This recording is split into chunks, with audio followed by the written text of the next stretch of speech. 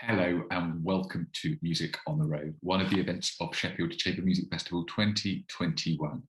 I'm delighted to welcome you. My name is Edward Mackay and I am the Head of Programmes at Music in the Round. And it's my real pleasure to guide you through a short tour of just some of the performance, creativity and learning work that we do outside of the concert hall every year.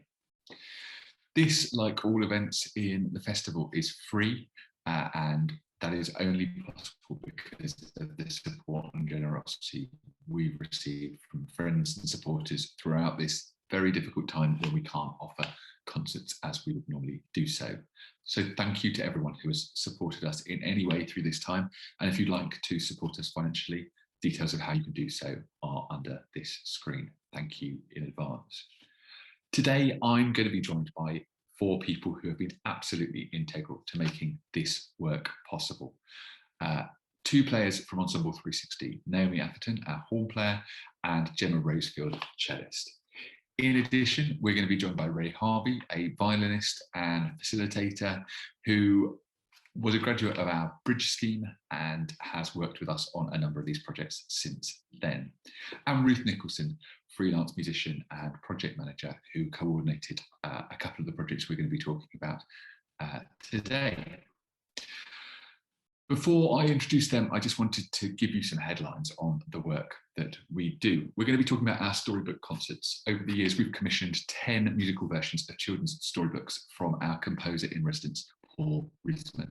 And we've presented these to families and to schools across Sheffield and indeed the UK. And titles you may remember include Sir Scallywag and the Golden Underpants, The Lion Who Wanted to Love, and Stan and Mabel, which features in this year's Sheffield Chamber Music Festival. We've worked with all sorts of communities and audiences, including some work with refugees and asylum seekers in Barnsley, in collaboration with Barnsley Civic Theatre and the Refugee Council, going each month to run musical sessions in the Civic Theatre with Ensemble 360 and a music therapist. We've done all sorts of work in schools, including our Schubert in Schools project, which was a collaboration with schools and music hubs in Barking, Clapham, Doncaster, Milton Keynes, Nottingham, and of course, Sheffield. Those were run by our singer in residence, Roderick Williams, and the pianist, Christopher Glynn, to immerse young people in the world of Schubert songs and draw out their own creative compositional responses. Power Plus was another compositional project that ran for many years in secondary schools, and we have some exciting plans for creativity and composition in schools in the coming period. I want to ask Naomi and Gemma about the unique way in which Ensemble 360 present concerts wherever they are, and to think about some of the other settings in which we've worked, including our collaborations with libraries where we present special concerts for early years, preschool children, training for staff in those settings, and create magical musical opportunities in contexts where you might not expect to hear chamber music. If you want to learn more about any of the projects that we're going to be talking about today, you can find details on our website and in our podcast, Up Close, which features some extraordinary performances from Ensemble 360, as well as Naomi talking with Matt Hunt about his work, about their work in Age Better, the work that Ruth coordinated, and to hear Raye talking in some more detail about her experience on the Bridge project and her life as a violinist and chamber musician beyond that. So that's more than enough introduction from me. So on that note, I wanted to start by asking each of our panelists today to share perhaps a special memory that you have of work undertaken in this way with Music in the Round. I'm Gemma and I'm cellist in Ensemble 360, and I've just been trying to work that out actually, but maybe 9 years now. Someone will tell me that's wrong, but around 9 years. And I being asked to pick a favourite learning on participation moment would be impossible, I'd say, because I have so many of those, but possibly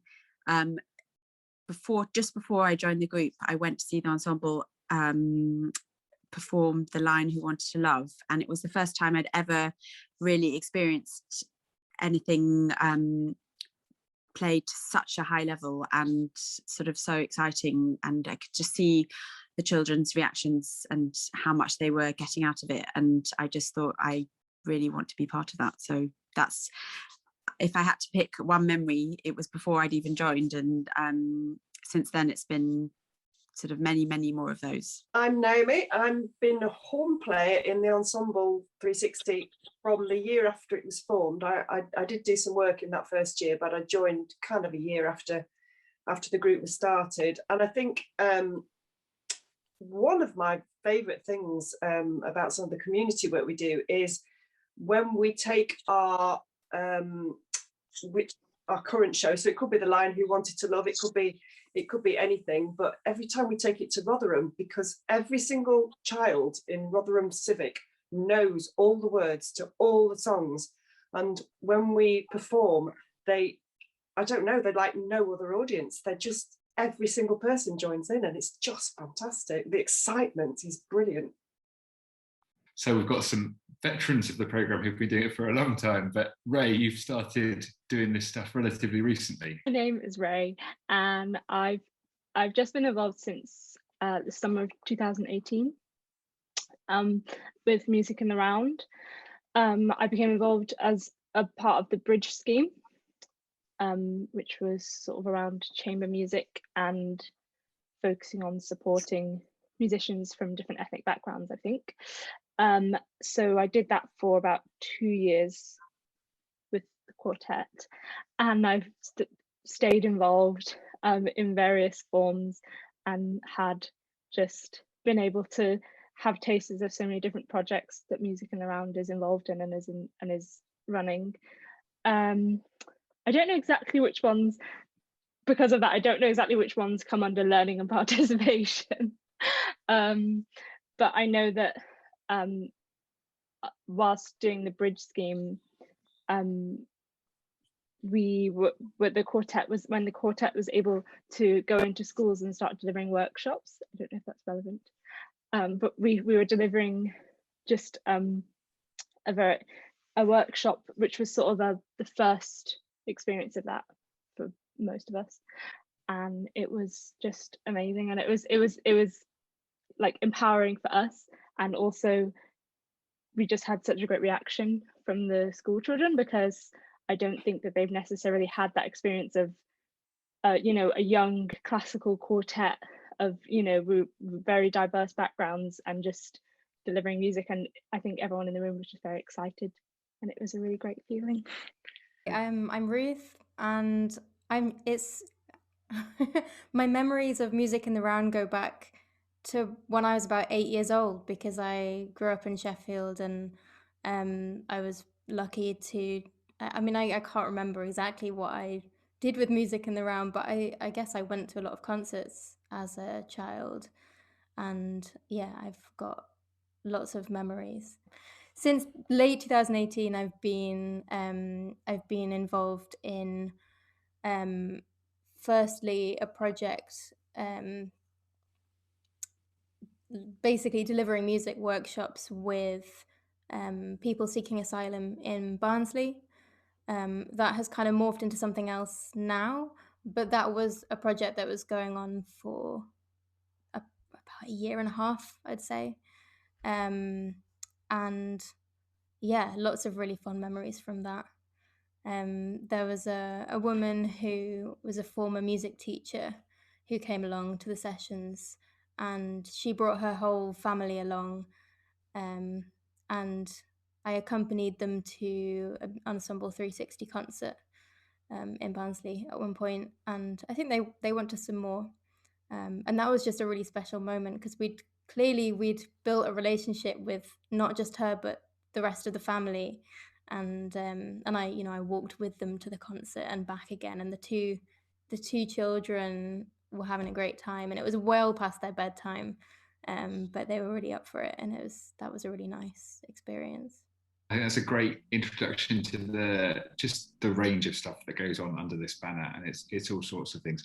I guess I wanted to ask particularly you, Naomi and Gemma, Ensemble 360 are extraordinary musicians who play amazing concerts for audiences who know and love chamber music already.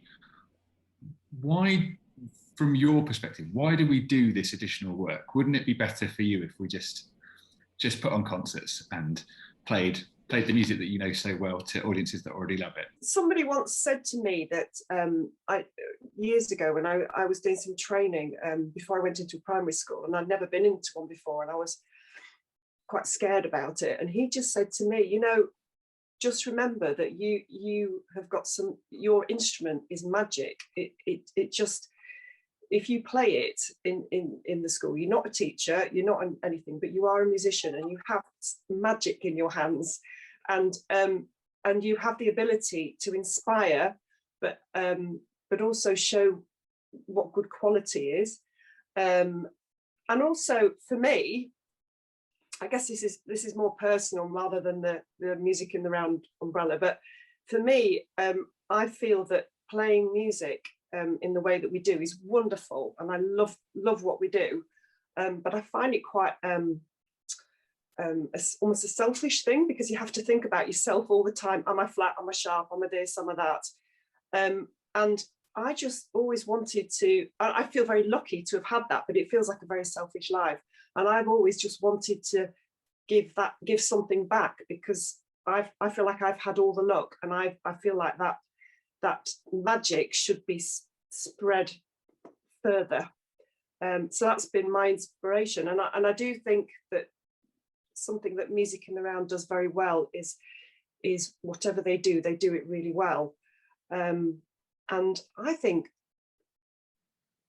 children in primary schools can tell that. I think children in secondary schools, when we're doing Power Plus, can tell that when we play their music and we play it well, it sort of opens new doors for them. When we're working with refugees and asylum seekers, I think that the magic in playing an instrument well can really,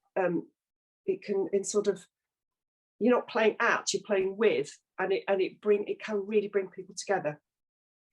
I agree with all of that, totally. And I think exactly what Naomi said, that it sort of translates across all borders, as you know, in all languages and all ages. And I just feel really lucky sort of to be able to be part of that, and sort of be able to cross those you know, those barriers and break them down.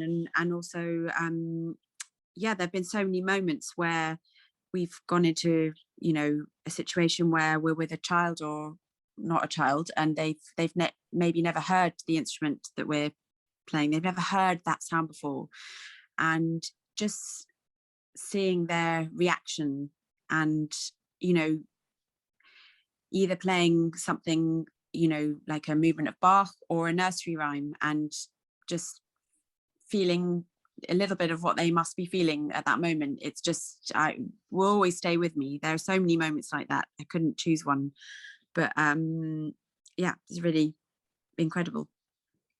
Well, I'm actually doing a PGCEI in sort of instrumental group teaching at the moment as well, which has definitely largely been influenced by a lot of my experiences with Music in the Round. But I really sort of resonated with something Naomi said about it being quite sort of selfish. And I don't think that's a bad thing necessarily, but I definitely have because I'm very much at the start of my career as well, and I felt okay, so I've made my choice to direct my life in quite an artistic way, but I still wanted to feel like I was doing something that was, I don't know, contributing to the world, as well as just not just my artistic contribution, but something that I felt was benefiting or helping people in any way that I could.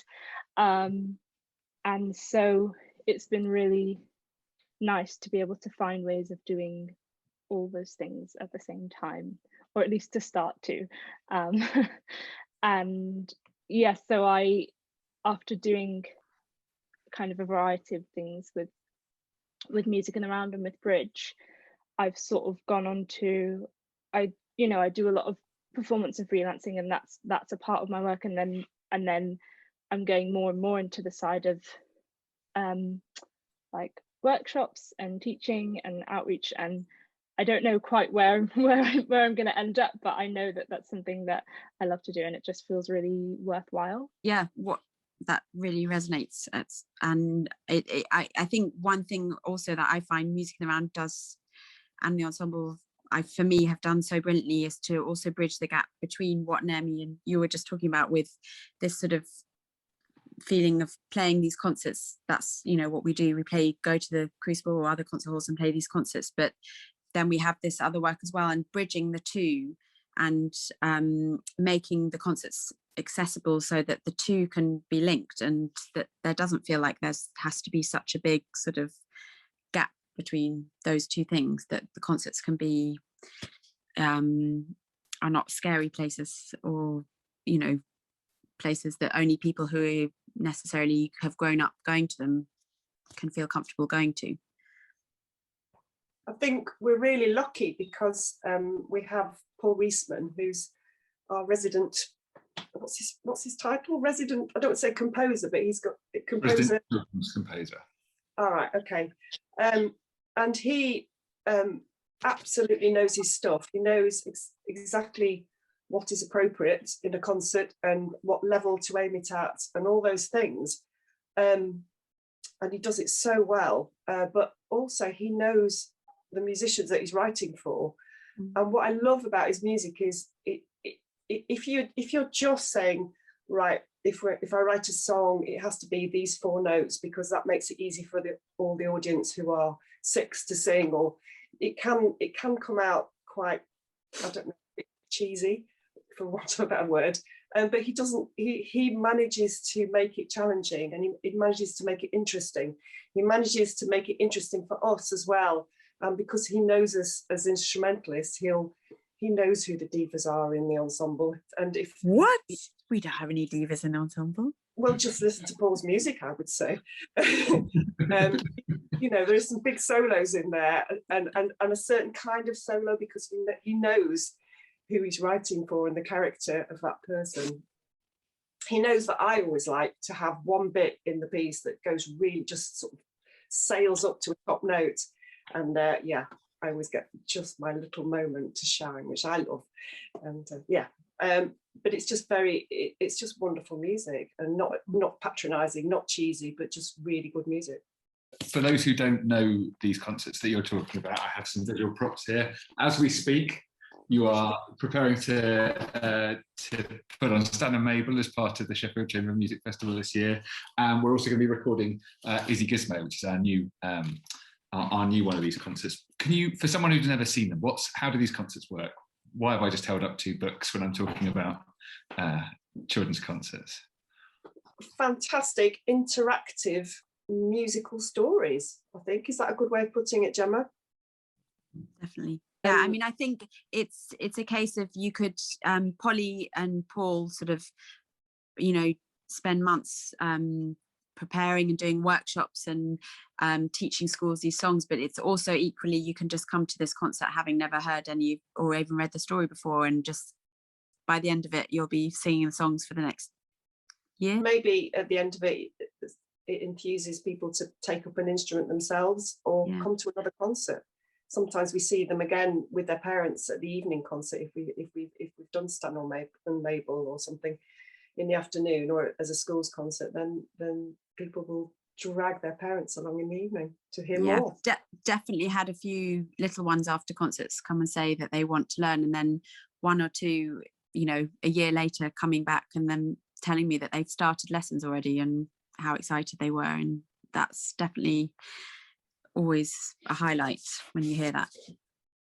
I mean, we do work with even younger children than are the focus of those concerts, but at the other end of the spectrum, something that we've started doing in the last couple of years, Ruth, is the work with Age Better Sheffield. Can you tell us a bit about that work? So this is a new project that hasn't really started yet because of the pandemic. But after the project with refugees and asylum seekers kind of had to pause this time last year.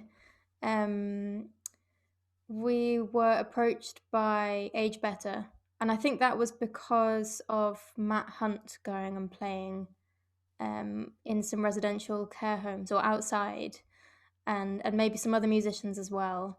And so they got in touch and they said, we want to start something with you because this is really exciting and the residents really like it, and how can we make this happen? And Ruth Gibson and Naomi and I had been meeting up over the summer to kind of sort of practice doing workshops, you know, with the absence of being able to do them. We just kind of wanted to spend some time reflecting on what we'd done with the refugees and asylum seekers and thinking about what we could do in the future. So it's kind of like we were training ourselves in a way. And yeah, just spending some time on that. And so we were all kind of like, raring to go with lots of ideas. And a lot of those ideas were transferable to this new group of people. So, so Age Better operates in residential care settings, and that's under the South Yorkshire Housing Association. And yeah, it hasn't happened yet, but the plan was to go and do workshops and to do kind of some kind of mindfulness with music, and we had lots of ideas. So we had started planning for that, and that was the end of the summer, getting on for the autumn. And as the dates got nearer, the tier 2 became tier 3, and the plans that we had to change. And then by the time we were about to start, the national lockdown happened. So we're still on hold with that, unfortunately. But I mean, things are looking up, I think. So hopefully it won't be too long before we can get started.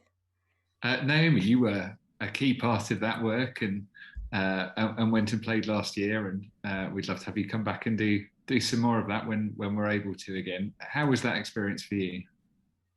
It's great. I've done a couple of things now. The first thing I did was play outside one of the homes. I went to one in Glossop actually, and it was in December and I couldn't go inside, so I played outside, and it was very cold, but well received. Everybody came out on their patios and on their balconies, and I slowly went around the building and had a chat with everyone and played things, and they sang to me and I played back what they were singing. And I had one lady that followed me around for the whole time, and I was outside for about an hour and a half, and it was quite cold. I was prepared. I had my ski jacket on and my wellies and just everything. I was very warm, but yeah, it was cold. So it was really cool and just lovely to, I think it was my first interaction with anybody for ages, and just, I don't know, it's probably my only audience in the last year, to be honest. And it was so lovely. It was just so lovely. And since then, recently, I've been recording some songs with a bass player called Jamie Manson. And we've recorded 5 different songs and some intros. And the idea is that I forgot what they're called, what they use, but basically they go around all their flats and with a tea trolley, and on the tea trolley there is a computer, and it's almost like a jukebox. So it wasn't just Jamie and I recording these songs, there were loads of things on there, and then they'd have their cup of tea and they'd say, oh, what would you like to listen to today, and then they can bring that up. So yeah, we did things like, we did an Elvis medley, and what else did we play? O Sole Mio and Summertime, and just different things that would resonate with different people, because in these housing associations, the age range is quite large. So yeah, just a little bit of something for everyone. I remember you saying that people started kind of improvising percussion responses to what you were doing and beginning to participate in that way, and that's kind of, it's really important, I think, that what used to be called education departments have become learning and participation departments, and started to break down that barrier between an audience that passively receive and artists who perform, and really turn it into more of a dialogue between those two parts of what makes up a concert, what makes up any sort of engagement with music. I think that's definitely our goal. Hopefully our collective goal is that, for sure. Yeah, that's kind of a crucial part of the way you do concerts as well, isn't it? For those who haven't been to a music in the round concert, again, you don't just come onto the stage, perform and exit. There's interaction at that point. That's been a kind of really key part of the ethos of the ensemble all the way through. Can you tell us a bit about why that focus developed, and how and why you try and break down those barriers in a concert setting? Definitely think that, you know, what the Lindsays and Peter Cropper sort of set up was exactly that, and we about, you know, bringing amazing music, you know, of a really high quality but sort of participating with the audience with that, and not just, you know, playing it for them and walking off stage, bowing and walking off stage, and that's it. It's sort of, we're all in it together sort of thing. And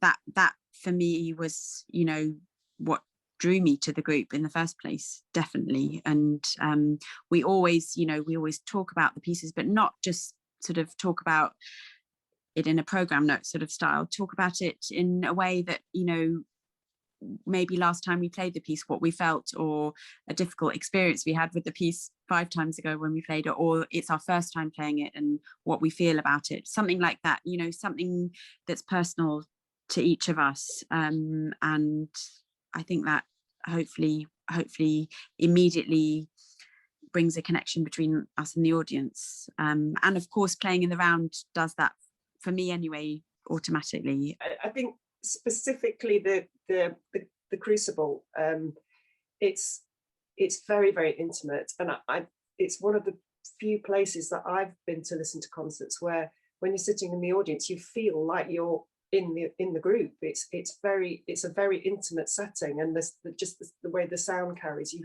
you feel like you could be playing in the group. And I think then so naturally you're talking to everyone in the same way, and you just want it to be informal.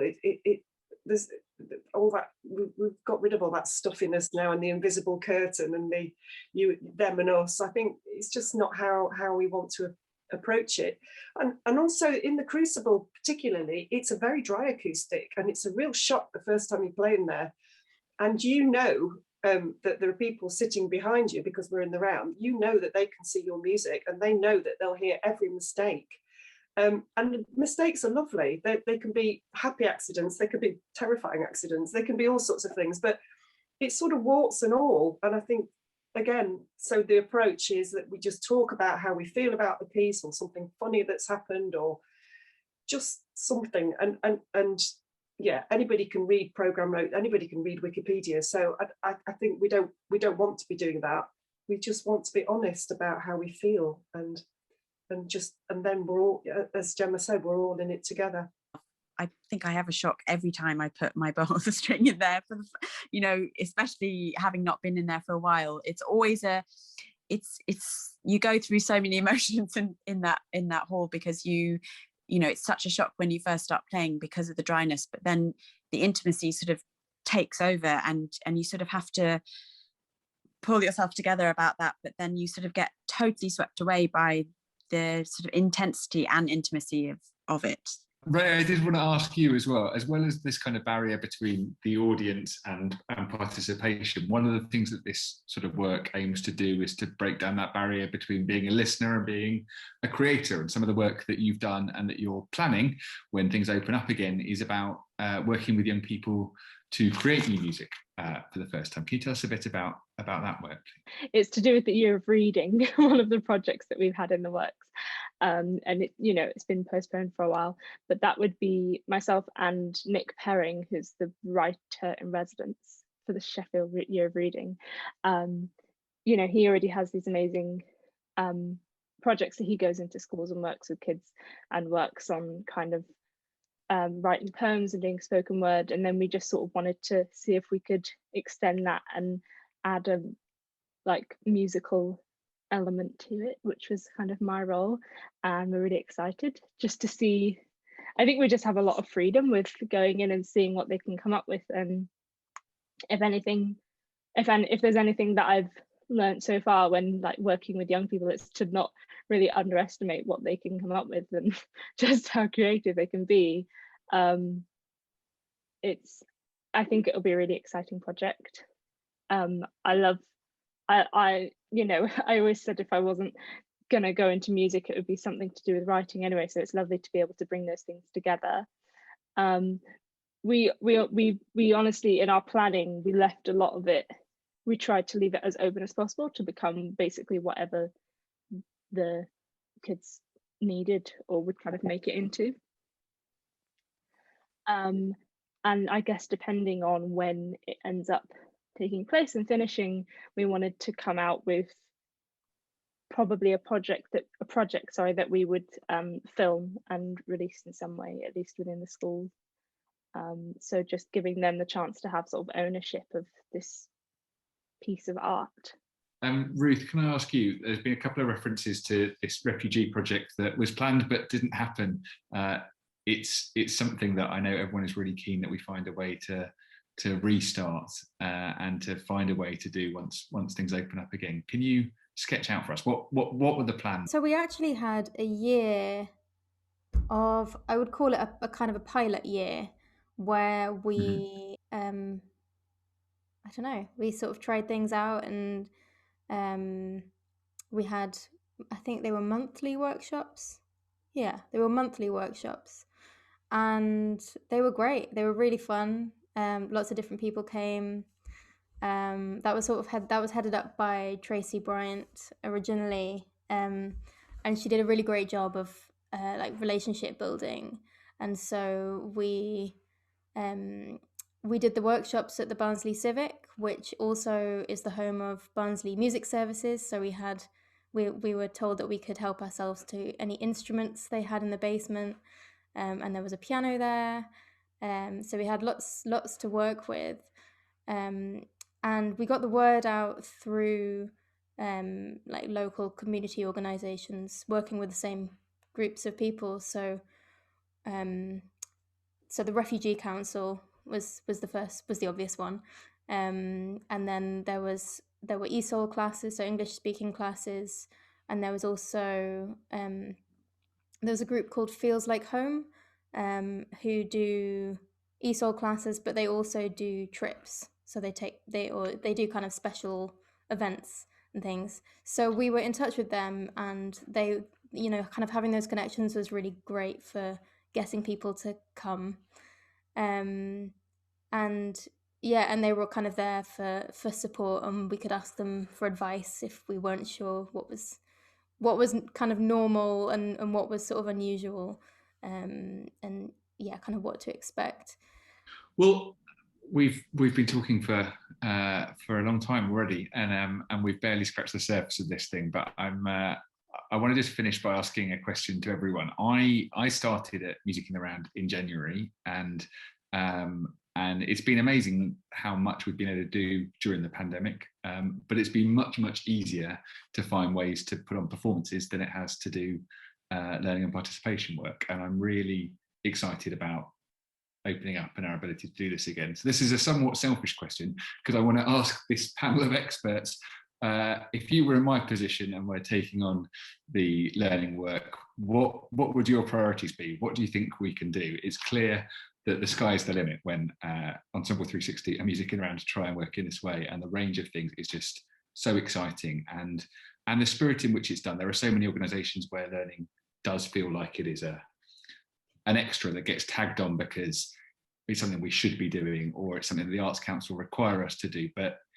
it's one of the things that drew me to the organisation was it feels like a place where these barriers aren't real, and where audience members are taken seriously as learners, and learners are taken seriously as audience members, and children are taken seriously as composers, and that feels like the most exciting sort of context to work in. So in that sort of spirit, I wanted to ask each of you, what do you think we should be doing next? Where do we go from here? I agree with everything you said, and I think it's definitely at the heart of the ensemble and Music in the Round. This is the heart of, you know, what we're all, you know, doing it for. And that's also, I just want to say that I feel like I'm one of those learners, who you were talking about. I feel like I am, you know, when we're talking about the audience being that they learn, and we, you know, children, and, you know, it's audience learning and participation, it's all, I feel like we're part of that, if you know what I mean. Is that clear? Sorry, I haven't been very clear, but I feel like we're all in it together, basically, is what I want to say. And that that's why I think this is really at the heart of what we do. When we do, you know, concerts in evenings and lunchtime, it's connected to what we've been talking about for the last few minutes. You know, it's all connected to that. It always goes back to that for me. And I just think more. Let's just do as much as we possibly can to spread that. Great, that's a deal. What about the rest of you? How would you? What do you think we should be doing next? All of these different maybe parts of society, just keeping going and finding all of these people in these communities that, I don't know, deserve to have just as how am I wording this? Just as high of a standard of musical experiences as anyone else. Music in the Round has such a good foundation already to keep going from. That's just so valuable, because you don't find that everywhere. Yeah. We all know how important music is and can be for everybody, regardless of musical background, and any other kind of background, really. But yeah, I mean, I think a lot of people don't see themselves as musical, and they should. So any way that we can find those people, and sort of bring them that opportunity to be involved in a massive musical community is only a good thing. So good luck. A massive shopping list. Great. I just think music is so fab because it's a language. You can communicate with it and you don't need words. You just, it crosses many barriers.